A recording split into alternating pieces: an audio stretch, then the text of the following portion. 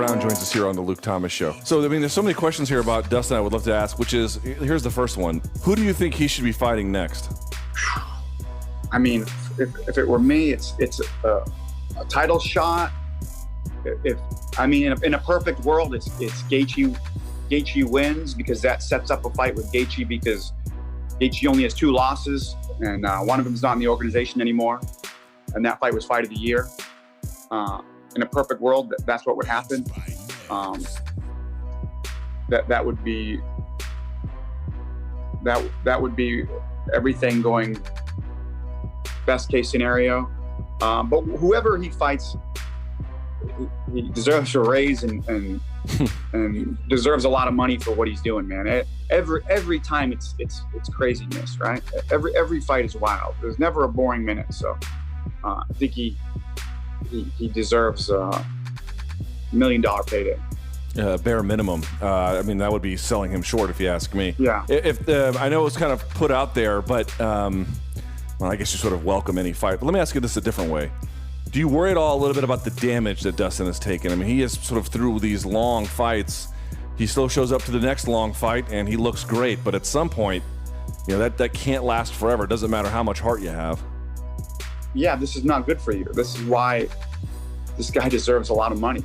You know, this guy deserves to be paid. This is why, dude, we all want to see him. You know, we all want to see him fight. He's, as a fight fan, you know, if I didn't know the guy, Tim and Gaethje are like the 2 most exciting guys in the organization every time. And they went head to head already, and it was fight of the year. I mean, every fight is fight of the year candidate. So this is, it's concerning. That's just why you don't know which one is going to be the last one. Any one of these it could be the last one. You never know. These guys are doing a lot of damage to each other. You know, this is definitely not good for you.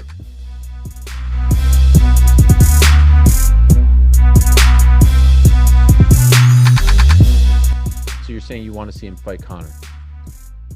You know, that'd be good. I'd like to watch him fight. You think it changes? You think the outcome? I just think it's a different fight today, right? Dustin's big, he's strong. I think when he was cut, you know, just as we saw with TJ Dillashaw down at 125, when you're cutting that massive amount of weight, sometimes your chin doesn't hold up. And I think that was one of those cases where Conor landed a beautiful shot, but Dustin at that point was starting to really he was wearing his time at 145 out. Because how many times did he fight at 145 after Conor? Can you look that up? Yeah. Because I don't think it was many. Because I think after he realized it was time to go up to 155. Corporate Jake, look that up for us, all right? I mean, I'm doing a lot here, okay? Can't do everything, dude. Like, come on, Jake. Fact check this guy. Dude don't want to do nothing. So you're saying he beats Conor? Like, just go out and say it. I'm not saying he beats Conor. I don't know. I'm just saying that. Why are you afraid to say it? Either you're on his side or you're not. I'm not even afraid of anything. I'm not afraid of, hey, listen. You're talking about 155-pound fighters. I'm not afraid of anything.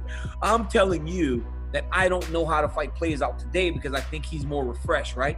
He's still cutting a lot of weight at 155. And we do know the type of power that Conor possesses. I think it's an interesting fight. I think it's a much better fight today than it was back then, partly due to the fact that he's not depleting himself so much to get to 145. What about Nate versus Poirier? We were supposed to see that 2 years ago. That's a great one too. That's another one I would sign up for right away. I just think though that and again, I'm talking as a guy that knows Dustin, right? Like I'm not talking just like I'm talking as a guy that knows Dustin. I prefer to see one of those guys where it's not going to be just another train wreck like we saw last week. I can't believe you said Conor was Dustin's last fight at 145. You see what I'm saying? After that, he went up. See what I'm saying, Ariel? So like, I think he understood after that one, like, I can't cut this weight and be effective anymore.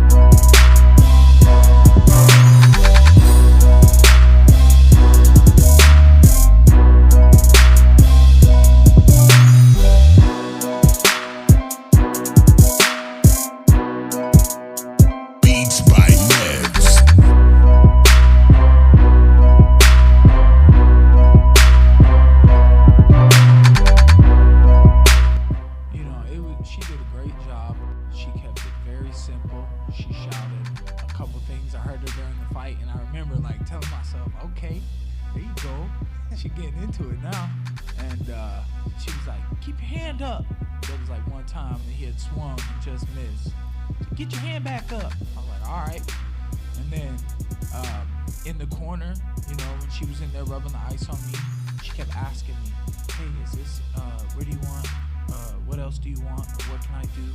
And she was, you know, trying to do more for me.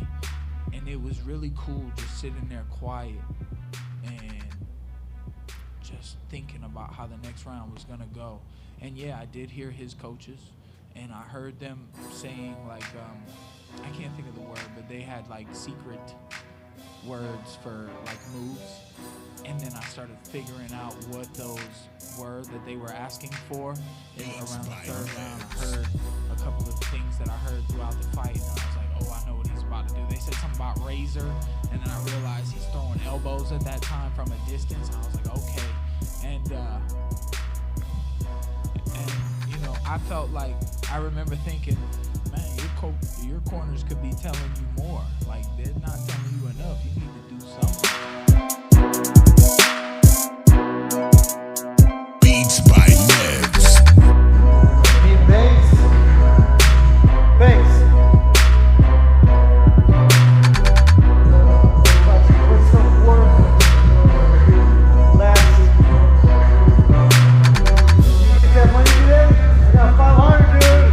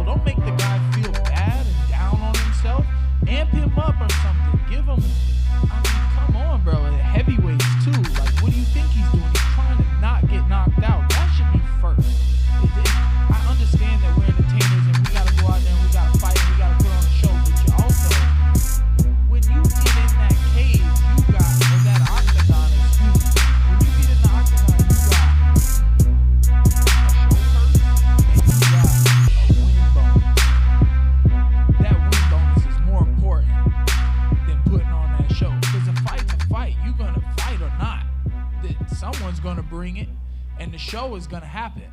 So if you need to be smart, technical, more patient, it's almost harder to be patient and wait for the good shots rather than just go forward and just keep getting kicked in the arms and all this.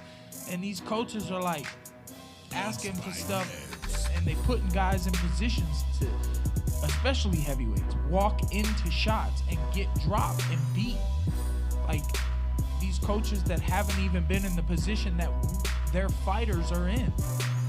That's why I didn't have coaches tonight, because I did though.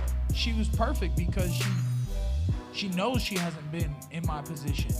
So she spoke from a humble standpoint on the outside. She kept it simple, and I didn't need any advice. Maybe that was luck tonight that I didn't.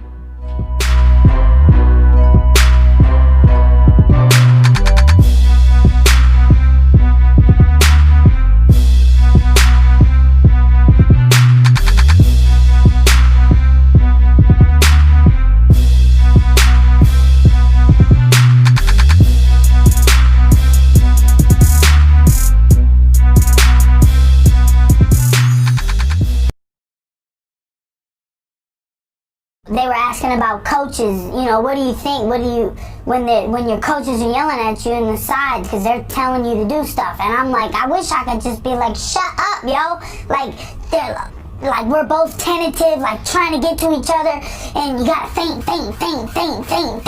You just keep, and neither person wants to go first because then fucking might get caught.